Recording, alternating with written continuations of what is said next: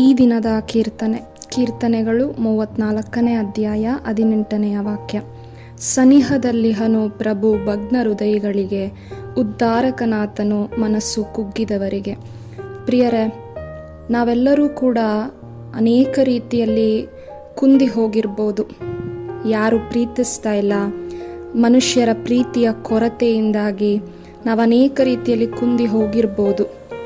ಆದರೆ ಇಲ್ಲಿ ದೇವರು ನಮ್ಮೆಲ್ಲರಿಗೂ ವಾಗ್ದಾನ ಮಾಡಿ ಹೇಳ್ತಿದ್ದಾರೆ, ನಾನಿದ್ದೇನೆ ನಿನ್ನ ಜೊತೆಗೆ, ನಾನೇ ನಿನ್ನ ಉದ್ಧಾರಕನು ಎಂಬುದಾಗಿ. ಈ ವಾಕ್ಯದಲ್ಲಿ ವಿಶ್ವಾಸವಿಟ್ಟು ನಾವೆಲ್ಲರೂ ಕೂಡ ಇವತ್ತು ನೊಂದು ಹೋಗಿರ್ಬೋದು, ಬೇಸರದಲ್ಲಿರ್ಬೋದು. ದೇವರು ಈ ವಚನದ ಮುಖಾಂತರ ನಮ್ಮ ಹೃದಯಗಳಲ್ಲಿ ಅವರ ಪ್ರೀತಿಯನ್ನು ತುಂಬಿಸ್ತಾ ಇದ್ದಾರೆ. ಈ ಪ್ರೀತಿಯನ್ನು ನಾವೆಲ್ಲರೂ ಕೂಡ ಅನುಭವಿಸುತ್ತಾ ಈ ದಿನ ಜೀವಿಸೋಣ.